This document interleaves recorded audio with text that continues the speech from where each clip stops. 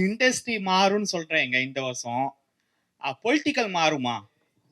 Vijay sir அரசியல் வராரு, political மாறினா என்ன கொஞ்சம் இதா இருக்கும். நிச்சயமா மாற்றம் வரும். ஆனா நீங்க நினைக்கிறது நடக்காது. அப்ப விஜய் சார் வாய்ப்பு. நீங்க எதை வச்சு கேட்கணும் தெரியுது, அது நடக்காது. நிச்சயமா நடக்காது. அதாவது மாறுதல்கள் வரும் என்பது, இப்போ நான் ஒன்று நினைப்பேன் நடக்காது, இவர் ஒன்று நினைப்பேன் நடக்காது, அவங்க ஒன்று நினைப்பேன் நடக்காது. ஆனால் ஏதாவது ஒன்று நடக்குமில்ல, அந்த நடக்கிறது நல்லதாகவே நடக்கும். ஆனால் இன்றைய சூழ்நிலையில் எல்லாரும் அப்படியே ஓஹோன்னு எந்த பத்திரிகை எந்த யூடியூப் சேனல் எடுத்தாலும் ஒருத்தரையே சலாம் போட்டு பேசிக்கிட்டே இருக்காங்க. அது நடக்கவே நடக்காது. ஆப்பு சரியான ஆப்பு. கதாசிரியர் சார், காலேஜில் கொலை உண்மை கதையா? உண்மை கதையெல்லாம் கிடையாது சார், கற்பனை கதை தான் அது. வணக்கண்ணா. இந்த ரெட் லேபிள் வந்த உடனே நல்லா ஜாலியாக பேசிக்கின்னு பார்த்தேன். ப்ரொடியூசர் வந்து குறை மேலே குறை சொன்னார், அது கூட ஏற்றுக்கலாம். அனுமோகன் சார் வந்தார், டக்குன்னு ஹீரோலாம் மூக்கம் நுழைக்கிறாங்க, அவங்க வேலையை பாருங்கன்னு சொல்லிட்டாரு. இந்த ஹீரோ மூக்கம் நுழைச்சாரா? அவர் டப்புன்னு எழுந்து சொல்கிறத பார்த்தா ரொம்ப குடைச்சல் கொடுத்துப்பார் போல இருக்கே. சரி, நான் கிளம்பிட்டேனா? ஃப்ரெண்டு தான் நம்ம. எத்தனை வருஷம்னா? பல வருஷம் இருக்கும். ஸ்ட்ரைட்டா வந்து இல்ல, அவரு சொன்னார்ல, அவருடைய வழி இருக்கும். அது வந்து ஹீரோக்கள் பண்ணாங்களா அப்படின்னு கேட்கறது ஃபர்ஸ்ட் டைரக்டர் கிட்ட இருந்து ஸ்டார்ட் பண்ணலாம் அப்படின்ட்டு தான் இருக்கு. அவருக்கும் எப்படின்னா, அவர் சொன்னார்ல, நேரத்துக்கு ஆரம்பிக்கணும், எந்த விஷயமும் டைம் ஸ்டார்ட் பண்ணணும்னு இருக்குல்ல. அங்க வந்து எல்லா டெக்னீஷியனும் கரெக்டான டைமுக்கு வருவாங்க அப்படின்றது நம்ம புஷ் பண்ணுவோம். எனக்கு ஷார்ப்பா 6 மணிக்கு எல்லாரும் இருக்கணும், நான் போயிடுவேன். ஓகே, ஏன்னா என் டீம் வந்து 6 மணிக்கு உள்ள இருப்போம், லொக்கேஷன்ல 6 மணிக்கு இருப்போம் நாங்க. ஓகே, பட் ஒவ்வொருத்தரா வருவாங்கல்ல, எங்களால் அந்த டைம் எக்ஸாக்டா ஸ்டார்ட் பண்ண முடியல. நான் கோவப்பட மாட்டேன், ஏன்னா கோவப்பட்டா வேலை நடக்காது. போடா அப்படின்ட்டு போயிடுவாங்க. ஸோ அவங்க கிட்ட சிரிச்சுட்டே வேலை வாங்க வேண்டிய கடமை எந்த இருந்தது. ஸோ அந்த டைம் கூட விடாதீங்க, கோவப்படுங்க, நீங்க வந்துட்டு கோவப்பட்டு பேசுங்க அப்படின்னு சொல்லி அவர் என்னை புஷ் பண்ணாரு. ஸோ இந்த தலையீடு தான். ஏன்னா ப்ரொடியூசர் பணம் போட்டிருக்காரு, அது கூட பண்ணலன்னா நம்ம என்ன பண்ணுவோம், கால் மேலே கால் போட்டுட்டு ஓகே பொறுமையாக பண்ணலான்ற மாதிரி பண்ணுவோம்ல. ஸோ அதுக்கு அவர் எங்களுக்கு கொடுக்கல. அதில் அவர் ரொம்ப ஸ்ட்ராங்காகவே இருந்தாங்க. மற்றபடி எந்த தலையீடும் இல்லை தலைவா. நீங்கள் எதாவது கேட்குறீங்கன்னா சொல்லுங்கள், கான்ட்ரவர்சி நான் கூட சொல்கிறேன். சொல்லுங்க. இல்லை ஏதாவது வேணும்தான் சொல்லுங்க. இல்லை, பணம் போட்ட ப்ரொடியூசர்கிட்ட கேட்டுருவோம். சொல்லுங்க சார். மிச்சம் பண்ணலாம், அதுக்குன்னு இந்த லான்ச்ல கூடவா நீங்க ஆங்கரா வந்து நிப்பீங்க? இங்க ஸ்டார்ட் பண்றீங்க. இது நீங்க காசு மிச்சம்னு பாக்குறீங்க, நான் இது குவாலிட்டி ஆஃப் ஒர்க்னு பாக்குறேன். இல்ல, அடுத்தவங்களுக்கும் ஒரு வாய்ப்பு இல்ல, அது நீங்க கொடுத்துருக்கலாம்ல காசு அவங்களுக்கு. நான் அது கொடுத்துறேன் சார், பண்ணிருக்கலாம்ல. ஆங்கர் நாங்க ஆல்ரெடி செலக்ட் பண்ணி அவங்களுக்கு காசு கொடுத்து நான் வீட்டுல உட்கார சொல்லிட்டேன். ஓ, காசு கொடுத்து வீட்டுல உட்கார சொல்லிட்டீங்க? அப்படிலாம் இல்லைங்க. இல்ல, நல்ல ப்ரொடியூசரா இருக்கீங்க. இல்ல அப்படி கிடையாது. நீங்க வந்து ஒரு நாளைக்கு 3-4 பிரஸ் மீட் பாப்பீங்க. எனக்கு தெரியும் உங்க பிசினஸ் எவ்வளவு டயரிங்கா இருக்குன்னு. ஒரு நாளைக்கு 4-5 படம் பாப்பீங்க. அதனால உங்களை கொஞ்சம் என்கேஜிங்கா வச்சுக்கலாம் அப்படின்றதுக்காக தான் இது நான் பண்ணேன். இது ரொம்ப யூஸ்வலா இருந்ததுன்னு வச்சுக்கோங்களேன். அவங்க நான் தப்பு சொல்லல சார், ஆல்ரெடி படத்துல 200 பேருக்கு வேலை கொடுத்துட்டேன் சார், ஒருத்தவங்க கொடுக்கறதா கஷ்டம். இல்ல, நிறைய நடிகர்களை இங்க வந்து ஒரு நடிகர் வந்து இவ்வளவு கேட்டாரு, கிலோமீட்டர் கேட்டாருன்னு ஏன் பேரை சொல்றதுக்கு நீங்க எல்லாம் தயங்குறீங்கன்னு தெரிஞ்சுக்கலாமா? நான் தயங்கல சார், என் பிஆர் இவர் பேர் ரிப்பேர் ஆயிடும். இல்ல சார், என் பேர் சூப்பர் பேர். நான் கடைசி வரைக்கும் இல்ல சொல்லலாம் சார், எனக்கு அந்த பயமே கிடையாது. பட் என் பிஆர் வந்து வேணான்னு சொல்லிட்டாரு, அதனால நான் சொல்லல. சக்சஸ் மீட்டை நான் சொல்றேன் வச்சேன்னா.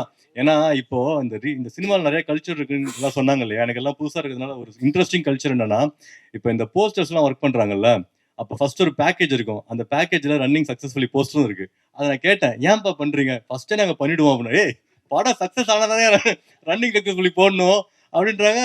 அது நம்ம படத்துக்கு இருக்காது. ரன்னிங் சக்சஸ்ஃபுல்லின்னு எல்லாம் சொன்னாதான் அந்த போஸ்டரே வெளியே வரும். சும்மா 4 நாள் கழிச்சு அது டெம்ப்ளேட்டெல்லாம் நான் விட மாட்டேன். இல்லை சார், இல்லை சக்சஸ் மீட் தான் எனக்கு. இது சக்சஸ் மீட் தான்.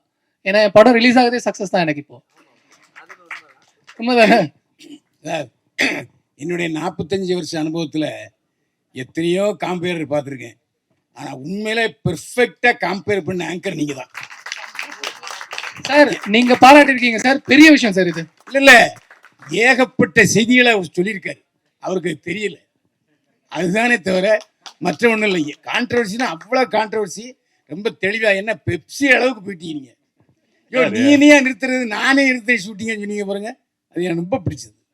ரொம்ப நன்றி சார். நான் உங்களை எதிர்பார்க்கல சார். உண்மையாலுமே ரொம்ப சந்தோஷமா இருக்கு நீங்க பண்ணது சார். எனக்கு அது பேசுனது டிஃப்ரெண்டா தெரியல சார். எல்லாருமே மனுஷங்க தானே. பெப்சியா இருக்கட்டும், சேம்பரா இருக்கட்டும், நாங்க இருக்கட்டும், எல்லாருமே ஹியூமன் பீயிங், எல்லாருமே சமன்னு சொல்ற ஆள் நான். அதனால எனக்கு யாருமே வந்து நான் அதனால தான் பெரிய படம் சின்ன படம்லாம் ரொம்ப சொல்ல மாட்டேன். ஏன்னா எனக்கு எல்லாருமே ஒன்று, பெரிய ப்ரொடியூசர் சின்ன ப்ரொடியூசர்னும் எல்லாரும் இப்படி தானே சாப்பிட்றோம், இப்படி சாப்பிட்றவங்க எல்லாருமே ஒன்று தான். அதனால நான் இதை அவங்க ஃபிக்ஸ் பண்ற வரைக்கும் நான் கேட்பேன் சார். நான் சொன்னது தப்பு இல்லை, ரைட் தானே? கரெக்ட் தான். இன்னொன்னு, இதுல ஓட்டு போடுற சிம்பிள் வச்சிருக்கீங்களே எதுக்கு? காலேஜ் எலெக்ஷன்ல பசங்க எல்லாம் ஓட்டு போடுறாங்க சார், அதனால அந்த சிம்பிள் அங்க வந்துச்சு. கதையில எலெக்ஷன் இருக்கு சார், ஸோ அதனால யூஸ் பண்ணியிருக்கோம் சார். இதுல இன்னொரு முக்கியமான விஷயம், பக்கத்தில் இருக்காரு அவர் மிகப்பெரிய ஜோதிடர், தெரியுமா உங்களுக்கு? அந்த ஜோதிடர் நம்ம உங்க ப்ரொடியூசர் ஹீரோவுக்கு என்ன சொன்னார்? ஏற்கனவே இவங்க எல்லாருக்கும் சொல்லிட்டேன். இந்த இடத்துல சொல்ல விரும்புகிறேன். அதாவது ஒரு ஆளுக்கு ஜோசியம் சொல்கிறதுங்கிறது அவருடைய தனிப்பட்ட வாழ்க்கை, அதை பற்றி சொல்ல முடியும். ஆனால் இது ஒரு யூனிட். இந்த யூனிட்டில் மெயினான ஆட்கள் இப்போ கேமராமேன் இருக்காங்க, மியூசிக் டைரக்டர் இருக்காரு, டைரக்டர் இருக்காரு, நடிகர் நடிகை எல்லாருமே இருக்கோம். இந்த குரூப் சேரும் பொழுதே சில பேருக்கு வந்து அப்படியானெல்லாம் கேட்க தோணும்.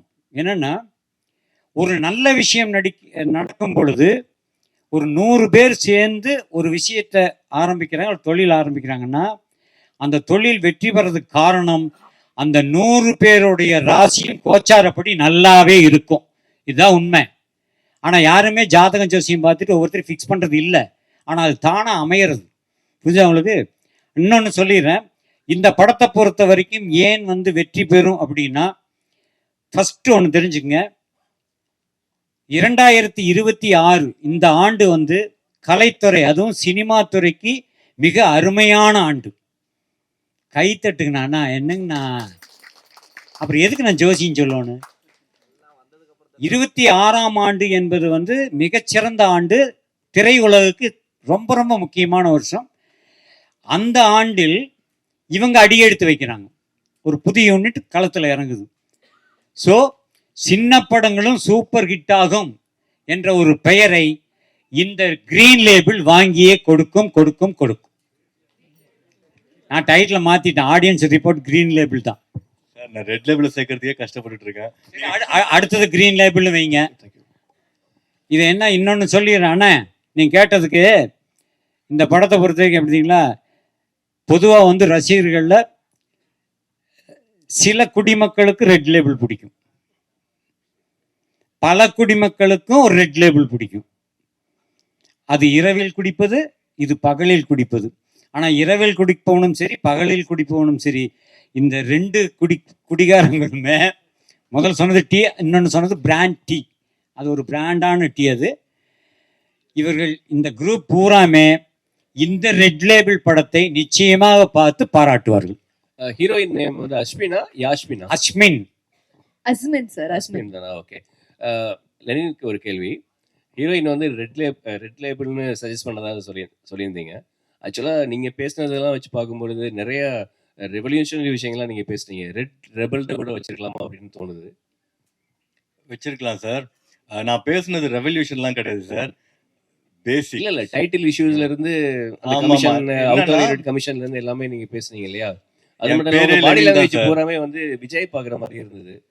மேபி காலேஜ் எலெக்ஷன் பேஸ் பண்ணி நீங்க படம் எடுக்கிறீங்க. பொலிட்டிக்ஸ் ஏதாவது கனவுகள் இருக்கா? இருக்கு சார். ஓகே, 100% பாலிடிக்ஸ் வரணும் அப்படின்றதுக்காக தான் நான் படமே வந்திருக்கு. ஓ சூப்பர்.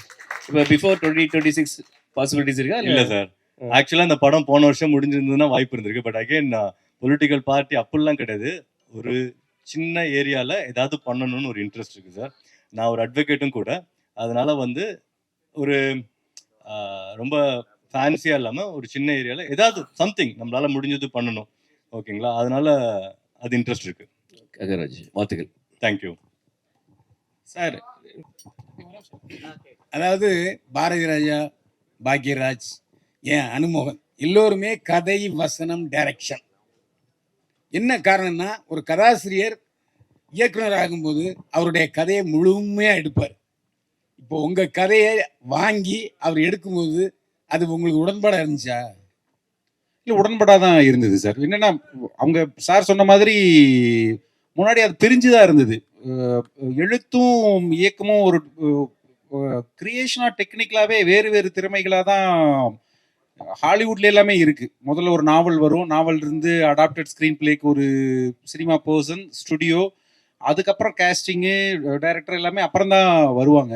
ஸோ எனக்கு வந்து அது ஒரு திருப்தியான ப்ராசஸாக தான் இருந்தது சார். நான் கேட்குறது என்ன, சிறிதரிலிருந்து எடுத்துங்க, கேஎஸ் கோபாலசிலிருந்து எடுத்துங்க, எல்லோருமே அந்த கதை வசனம், கதை திரைக்கதை வசனம் மூலமாக தான் வந்தாங்க.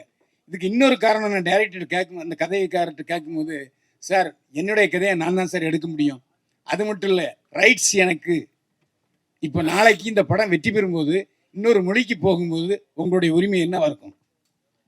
நீங்க முதல் சொன்னீங்களே என் கதை நான் எடுக்கணுங்கிறத விட ரெண்டாவது சொன்னீங்களே சார், அந்த ரைட்ஸ் எனக்குங்கிற பிரச்சனை தான் நிறைய பேர் அதுக்குள்ள அந்த கதை திரைக்கதை வசனம் இயக்கம்னே வந்துச்சு. கலைஞர் அவர்கள் எழுதும்போது, அண்ணாதுரை அவர்கள் எழுதும்போது, ஈவன் பாகிராஜ் சார் பிகினிங்ல நிறைய கதைகள்லாம் கொடுத்து அப்புறம் தான் இயக்கத்துக்கு வந்தாரு. ப்ராசஸாவே வந்து ஒரு டைரக்டர் தான் கதை எழுதணுங்கிறது கிடையாது சார். கதை திரைக்கதை இன்னொருத்தருதாகவும் டைரக்டரா இன்னொருத்தரும் இருக்கிறது தான் ஆக்சுவல் ப்ராசஸ்.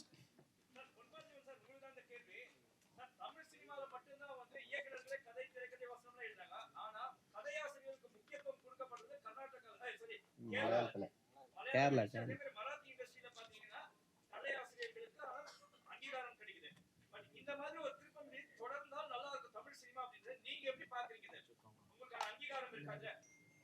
இல்லை, இதான் முதல் இப்போதான் நான் கதை திரைக்கதை எழுதி கொடுத்துருக்கேன். ஆக்சுவலாக இது ஒரு ஆரோக்கியமான ஒரு இதுவாக இருக்கும். வேறு வேறு தளங்கள்ல இருந்து கதைகளோட ஆட்கள் வருவாங்க, வித்தியாசமான சினிமாக்கள் வரும். மலையாளம் இண்டஸ்ட்ரி, ஈவன் தெலுங்குலையும் நிறையா அந்த மாதிரி ரைட்டர்ஸ்க்கான இது இருக்குது. தமிழில் நிஜமாலுமே கொஞ்சம் குறைவாக தான் இருக்குது. கண்டென்ட் ட்ரிவன் ஃபிலிம் வேணும்னா நீங்கள் நிறைய ரைட்டர்ஸ்க்கு கிட்ட நிறைய ரைட்டர்ஸும் உள்ள வருவாங்க. நிறைய பேர் காத்துட்டு இருக்கிறாங்க கதைகள் வச்சுக்கிட்டு. அவங்க எல்லாருமே அசிஸ்டன்ட் டைரக்டராக இருந்து டெக்னிக்கல் குவாலிட்டி தான் கற்றுக்கிட்டு வர முடியாத, எழுத்து மட்டுமே வர்ற ஆட்களும் இருக்கிறாங்க. சில பேர் பிரமாதமாக படம் எடுப்பாங்க, அவங்களுக்கு வந்து ஒரு எழுத்தாளர் தேவைப்படும். இது நிஜமாலுமே 2 விதமான டேலண்ட்டு. இண்டிவிஜுவல் ரைட்டர்ஸ் வர்றது இண்டஸ்ட்ரிக்கு, அதுவும் ஒரு கண்டென்ட் தேவைங்கும் போது ரொம்ப தேவையான சமாச்சாரம் தான் நான் நினைக்கிறேன் சார்.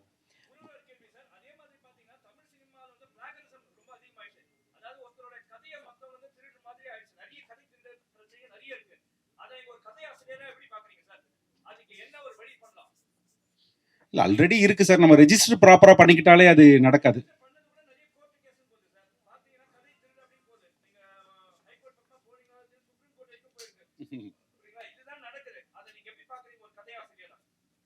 இல்லை கதை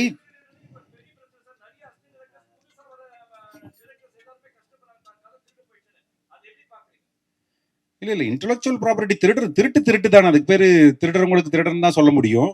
பட் நிறைய நம்ம பாதுகாப்பா இருந்துக்க வேண்டியதா இருக்கு. வீட்டை பூட்டிக்கிற மாதிரி நம்ம கதையும் பத்திரமா வச்சுக்கிறது நம்மளுடைய பொறுப்பு தான் அது. குகன் சார், தேட்டர்ல வந்து பார்க்கிங், சமோசா இதெல்லாம் சொன்னீங்க. ஆனா இப்ப சமீபத்துல சல்லியர்கள் படம் வந்து மால்ல கூட வெளியிடலையே, அதை பத்தி யாரும் பேச மாட்டீங்க. ஒரு படம் வந்து தேட்டருக்கு வந்தாதான் முதல்ல அவங்களுக்கு பிசினஸ். நீங்க அப்ப கூட யாருமே குரல் கொடுக்கல தமிழ் இண்டஸ்ட்ரியில. தான் படம் வரும்போது தான், வலிக்கும் போது தான் எல்லாத்தையும் சொல்றீங்க. இது காலகாலமா உங்களுக்கு தெரியாதா? பார்க்கிங் இருக்குது, சோமாஸ் விற்கிறானுங்க, சமோசா விற்கிறானுங்க, வாட்டர் பாட்டில் எடுத்து போகக்கூடாது, வெளியில இருந்து தின்பண்டங்கள் வாங்கிட்டு போகக்கூடாதுன்னு எப்போத்தையே கொண்டு வந்தாங்களே. அன்னைக்கு குரல் கொடுக்காம இன்னைக்கு குரல் கொடுத்துட்டு இருக்கீங்க. இல்ல, நீங்க கேட்ட கேள்வி 2 கேள்வி. ஒண்ணு வந்து கேன்டீனோட ரேட் பத்தி நம்ம பேசணும், அதை பத்தி அது செகண்ட். ஃபர்ஸ்ட் கேள்வி வந்து சல்லியர்கள் படத்துக்கு ஏன் குரல் கொடுக்கலன்ட்டு. கூடுமான விரைவில் நீங்க பாத்தீங்கன்னா ப்ரொடியூசரே வந்து ப்ரெஸ் மீட்ல தான் கன்வே பண்ணார். அப்போ ப்ரெஸ் மீட்ல சொன்னதுக்கு மேல ஒரு குரல் வேண்டுமான்னு கேட்டிங்கன்னா அதுவே போதுமான குரல் தான். அதுவே பலமாகவும் ஒழிச்சிருச்சு. எல்லாத்துக்குமே போய் சேர வேண்டிய இடம் எல்லா இடத்துலையுமே போய் சேர்ந்துருச்சு. அது ஒன்று. இன்னொன்று வந்து அதுக்கு எந்த மாதிரியான முடிவுகள் எடுக்கிறோம், எந்த மாதிரியான ஒரு ஜேர்னி எடுக்கிறோம் அப்படிங்கிறது ரொம்ப முக்கியம். அது அவரோட ஒரு மெத்தட் தான். அது வந்து அதே அடுத்த வாரம் தள்ளி வந்திருக்கலாம். அதில் ஒரு எப்படி ஒரு நல்லது இருக்கோ அதே மாதிரி ஒரு கெட்டதும் இருக்குது. அந்த மாதிரியான சில ப்ராப்ளம்ஸ் இருக்குது அப்படின்னா அதை நம்ம சால்யூஷன் பார்க்கலாம் முடிஞ்ச வரைக்கும். அதுதான் அந்த மாதிரி போயிருந்துருக்கலாம். எப்பவுமே ஒரு திரைப்படம் திரைக்கு வர்றது ரொம்ப முக்கியம். அதுக்கு உண்டான வழிமுறைகளில் இன்னும் கொஞ்சம் எஃபோர்ட் எடுத்துருக்கலாம். அதுக்குண்டான ப்ராப்ளம் இருக்குது. பட் அது எவ்வளவு சொல்ல முடியுமோ அவ்வளோ சொல்லிட்டார். அதுக்கு மேலே மறுபடியும் அதை ஆம்பிளிஃபை பண்ண வேண்டியதில்லைன்னு நினைக்கிறேன். இல்ல மால் போன்ற திரையரங்குல பெரிய இடத்துங்கள்லாம் பாத்தீங்கன்னா சிறு படங்கள் உள்ள கூட நுழைய முடியல. அப்ப உங்க படமும் ரேட்டுன்னு சொல்லிட்டாங்கன்னா நிறுத்திடுவீங்களா? தேட்டருக்கு போக மாட்டீங்களா? எல்லாம் மால்லயும் தான். சின்ன டப்பா தேட்டரில் போட்டாலும் படம் நல்லா இருக்குன்னா மால் தேட்டர் தானாக கூப்பிடுவான். புரிஞ்சா உங்களுக்கு? அப்புறம் ரெண்டாவது இன்னொன்று, சினிமா பற்றி இவ்வளோ பேசுகிறோமே, டிக்கெட் ரேட்டெல்லாம் பேசுகிறோம்ல, இனிமேல் சினிமா என்னங்க தெரியுங்களா? இன்டர்வல் வரைக்கும் 120, இன்டர்வலுக்கு அப்புறம் பார்த்தீங்கன்னா 120. பாதி வரைக்கும் பார்த்துட்டு நல்லா இல்லைன்ட்டு வெளியே போனீங்கன்னா உங்களுக்கு 120 ரூபா மிச்சம். செகண்டாகவும் பார்க்குற மாதிரி இருந்தால் 240 ரூபா கொடுக்கணும். இப்படியெல்லாம் சினிமா வந்தாலும் வரும். நான் இப்போ எதுக்கு சொல்கிறேன்னா, ஒரு ஃபேமிலி இன்னைக்கு ஒரு சராசரி ஒரு மீடியம் ஃபேமிலியில் ஒரு 4 பேர் 2 குழந்தைகளோட 4 பேர் போகிறாங்க, ஹஸ்பண்ட் ஒய்ஃப். ஒரு படம் பார்க்குறதுக்கு 4 பேருக்கு 150 ரூபா டிக்கெட் போட்டால் என்னாச்சா? 600 ரூபாச்சா? அவ்வளோதானே செலவு பண்ண முடியும். மீறி போனால் உள்ள ஒரு 200 ரூபா செலவு பண்ணலாம் இந்த குழந்தைகளுக்கு. ஒரு ஃபேமிலி சினிமாவுக்கு போயிருக்கு, படம் பார்த்துருக்காங்க, குழந்தைங்க ஃபர்ஸ்ட் ஹாஃபில் சும்மா விழுந்து சிரிக்குது, அவ்வளோ காமெடி. செகண்ட் ஹாஃப் ஸ்டார்ட் பண்ணான், பயங்கர காமெடி செகண்ட் ஹாஃபில். ஆனால் குழந்தைங்க அழுதுகிட்டே இருக்கு, சிரிக்கல. ஏன்னா இன்டர்வெல்ல அவங்க அப்பா வந்து பாப்கார்ன் வாங்கி தரல. 300 ரூபா 400 ரூபாய் பாப்கார்ன் வாங்கல, குழந்தை அழுகுது. அப்போ ஒரு ஃபேமிலி என்பவங்க ஒரு 500 ரூபா 600 ரூபா மீறி போனால் ஒரு 800 ரூபா ஒரு ஃபேமிலி படம் பார்க்கறது போய் 2500 ரூபா தூக்கிட்டு போக வேண்டியது இருக்கு. எப்படி தேட்டருக்கு வருவாங்க? ஃபர்ஸ்ட் ரீசனே சார், தியேட்டர் க்ரௌடு அதுக்கு முதல் காரணமே இந்த தியேட்டரில் வந்து ரேட்டை குறைக்கணும். காபி டீ இருந்து நான் சொல்றது அதுதான். இதுக்கு வந்து எந்த தயாரிப்பாளர்களோ எந்த தியேட்டருக்காரங்களோ அதுக்கு வந்து இது எடுக்கிறதே இல்லை, ஒரு முயற்சி எடுப்பதே கிடையாது. ஏன் அதே காப்பி தானே வெளியே குடிக்கிற 30 ரூபா காப்பி தானே அவனும் கொடுக்குறான். அப்புறம் எதுக்கு? புரிஞ்சுதா உங்களுக்கு? ஸோ தியேட்டருக்கு பப்ளிக் வராத முதல் காரணமே இந்த தியேட்டர் தான் சார். அந்த படம் எல்லாம் அப்புறம் சார் இங்க பாருங்க, ஆடியன்ஸ் வந்து எல்லா மூவியும் பாக்குறாங்க. மெயினா வந்து ரீலீஸ் மூவி இருக்கு பாத்தீங்களா, மங்காட்டான்னு சொல்லக்கூடிய மூவி, அதால கில்லின்னு சொல்லக்கூடிய மூவி 4 வாரம் ஹவுஸ்ஃபுல்லா போயிட்டு இருக்கு சார்.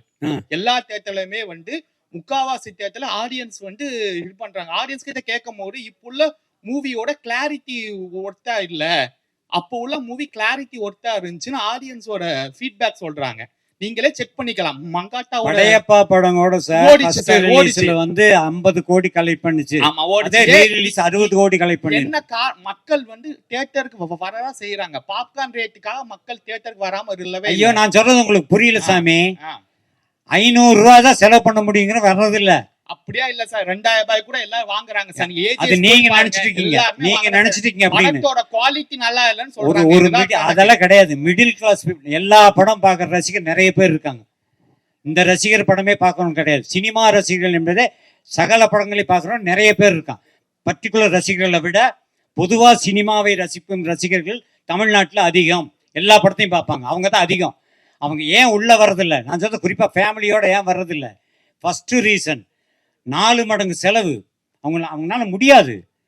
நான் வந்து இன்னைக்கு வந்து ஒரு 4 படம் ரிலீஸ் ஆகுதுன்னா எனக்கு 4 படத்துக்கு 600 ரூபா செலவாகுதுன்னா 4 படத்தையும் பார்ப்பேன். நான் ஒவ்வொரு தடவை படம் போகும்போது 1000 ரூபா செலவு 4 படம் பார்க்க முடியாது என்னுடைய வருமானத்துக்கு. நீங்கள் அதை யோசிக்கணும். அதுதான் உண்மை. தியேட்டருக்கு க்ரௌடு வரும்னா உள்ள நுழைஞ்சோன்னா அவங்க ஏதாவது ஸ்நாக்ஸ் ஏதாவது சாப்பிடணும், காஃபி கீஃபி சாப்பிடணும்னா அந்த ரேட்டை குறைங்க, ஆட்டோமேட்டிக்காக உள்ளே வருவான். அந்த கொடுக்குற 150 ரூபாய்க்கு எந்த படமும் குறையா இருக்காது. அதெல்லாம் சும்மா ஏன் வர்றதில்லைங்க தான் ரீசன் சொல்கிறேன். காஸ்ட்டு வந்து உள்ளே விற்கிற பொருட்களுடைய விலை வந்து ரொம்ப ஓவர் டிக்கெட்டை விட. அதனால தான் ஃபேமிலியாக வர்றதில்லை. ஜாலியாக போகிறோம் போவான், 500 ரூபாய்க்கு 600 ரூபா செலவு பண்ணுறோம், உள்ள தேட்டருக்குள்ளே போவான், எல்லா படத்துக்கும் போவான். ஆனால் சராசரி ஒரு ஏழைபாளையம் கூட ஒரு தேட்டரில் வந்து படம் பார்க்கணும்னா இந்த டிக்கெட் ரேட்டுக்கு நிச்சயமாக வருவாங்க. உள்ளே வந்து சாப்பிட்ற பொருள்னாலே வர்றதில்லை. தமிழ் சினிமால ஜாதி பிரச்சனைகள் அதிகம் வந்துருச்சு. அதை பத்தி என்ன நினைக்கிறீங்க? ஏன்னா ஜாதி படங்களா? ஆமா, இப்ப சினிமா வந்து நம்ம படம் எடுக்கணும்னு வச்சுங்களேன், நீங்க புதுசா வரீங்க, ஒரு நல்ல கதையை தான் தேர்ந்தெடுப்பீங்க. ஆனா சினிமான்றது மாத்திட்டாங்க. இப்போ 2 பக்கம் ஜாதிகள் அப்படின்னு ஆக்கிட்டாங்க. நீ ஒன்னு எடுத்தா நான் ஒன்னு எடுப்பேன். இதை எப்படி பாக்குறீங்க? நான் ஏற்கனவே சொன்ன மாதிரி நான் எல்லாத்தையும் ஒண்ணா பார்க்குற ஆள் சார். எனக்கு இந்த ஜாதி மதம் அதுலலாம் வந்து நம்பிக்கை இல்லை. எனக்கு எல்லாருமே ஈக்குவல்னு நினைக்கிறவன். ரொம்ப முக்கியமான விஷயம் என்னன்னா, நீங்க எல்லாத்தையும் ஈக்குவல் நினைச்சீங்கன்னு வச்சுக்கோங்களேன், நீங்க படத்தை படமா பார்ப்பீங்க. நான் சொல்றது அதுதான். இப்போ ஃபார் எக்ஸாம்பிள் ரீசெண்டா சிறை படம் வந்துச்சு இல்லைங்களா, அதுல ஒரு ஷார்ட் நான் அந்த இன்ஸ்டால பார்க்கும்போது அதை பத்தி டிஸ்கஸ் பண்ணிட்டு இருந்தாங்க. ஒரு கோர்ட்டுக்கு வெளியே வந்து இவர் இது பண்ணுவார், நமாஸ் பண்ணுவாங்க, சாப்பிடு. எனக்கு அது பார்க்கும்போது எனக்கு சீனாக தான் தெரிஞ்சுது. ஏன்னா எனக்கு அவரும் ஒன்று தான், அவங்களும் ஒன்று தான், ரைட்டுங்களா? அந்த மாதிரி உங்க மதம் உங்க ஜாதி உங்களுக்கு பெருசுன்னு தெரிஞ்சாதான் நான் இந்த ஜாதியில இருக்கேன், நான் அவனை மதிக்கிறேன்னு அது அது சொல்றதே கேவலம்னு நினைக்கிறேன் சார். எல்லாருமே ஒன்று தானே அப்படின்னு நீங்க நினைச்சு பாருங்க, உங்களுக்கு எல்லா படமுமே படமா தெரியும், கதையா தெரியும். அதுக்கப்புறம் வேற எதுவுமே கிடையாது இதுல.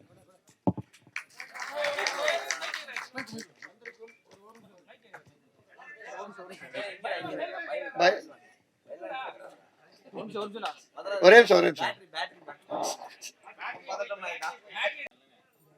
லாஸ்ட் கேள்வி சுருக்கமா முடிச்சிடுவாங்க பதில் சொல்றவங்க. நீங்க ஒரு வழக்கறிஞருங்கிறது ஒரு பெருமையா இருக்கு. இந்த கமிஷன் ஒரு விஷயம் சொன்னீங்கல்ல, இதை தடுக்கிறதுக்கு ஒரு வழக்கறிஞரா நீங்க என்ன பண்ணீங்க? இது வந்து வழக்கறிஞரா ஒண்ணுமே பண்ண முடியாது சார். இது எப்படி இருக்கும்னா, இப்ப நான் வந்து உங்களுக்கு 100 ரூபா கொடுக்குறேன், இவர் தான் மிடில் மேன் வச்சுக்கோங்களேன். உங்ககிட்ட 100 ரூபா கொடுங்கன்னு நான் கொடுக்குறேன். நீங்க இவர்கிட்ட நீ எனக்கு 100 ரூபா வாங்கி கொடு, நான் உனக்கு 10 ரூபா கொடுக்குறேன்னு வச்சுக்கோங்களேன், நான் அப்ப எப்படி வழக்கு போட முடியும்? இப்ப நீங்க என்கிட்ட வந்து நான் என்கிட்ட 100 ரூபா நீங்க கொடுக்கணும், நீங்க 100 ரூபா தரல, இவர் 10 ரூபா எடுத்துட்டான்னு சொன்னா நான் வழக்கு போடலாம். இது வந்து அவங்களோட அண்டர்ஸ்டாண்டிங். நான் என்ன சொல்றேன்னா, நான் உங்ககிட்ட டைரக்டா பேசுறேன், நீங்க என்கிட்ட டைரக்டா பேசுறீங்க, எதுக்கு இன்னொரு ஆளு அப்படி அப்படி கொடுக்கணும்னா நீங்க என்கிட்ட 90 ரூபா வாங்கிட்டு 10 ரூபா கொடுக்கணும். இன்னொரு விஷயம் தெரியுமா, துணை நடிகர் சங்கமும் சரி, ஃபைட் மாஸ்டர் அசோசியேஷனும் சரி, டான்ஸ் மாஸ்டர் அசோசியேஷனும் சரி, சம்பளத்துல ஒரு விஷயம் பிடித்தம் பண்றாங்க, உங்களுக்கு தெரியுமா? தெரியும் சார். அதுக்கு பேர் என்ன? அது அவங்க யூனியன் ரன் பண்றதுக்கு அவங்க வச்சிருக்காங்க. பட் அது வந்து டிரான்ஸ்பரண்டா எல்லாத்துக்கும் தெரிஞ்சு வருது. அதுக்கு அவங்க பில் கொடுக்குறாங்க. அந்த பில்லுலாம் அவங்க எவ்வளவு சார்ஜ்னு போட்டிருக்காங்க. பட் இதுக்கு பில் கிடையாது. இது நம்பிக்கையில சார். இது வந்து கமிஷன் வந்து நம்பிக்கை மோசடி சார். ஒருத்தவங்க நம்பிக்கையை வந்து சேலஞ்ச் பண்ணணும்னு வச்சுக்கோங்களேன், அது வேற எதுவுமே அதை விட கேவலமான விஷயம் எதுவும் கிடையாதுன்னு நான் நினைக்கிறேன். ஏன்னா நான் எல்லாத்தையும் நம்புறேன். அந்த அந்த மாதிரி அவங்க பண்ணும்போது எனக்கு ரொம்ப ஹர்ட் ஆகுது. காசு தானடா அப்படின்னு சொல்லிட்டு.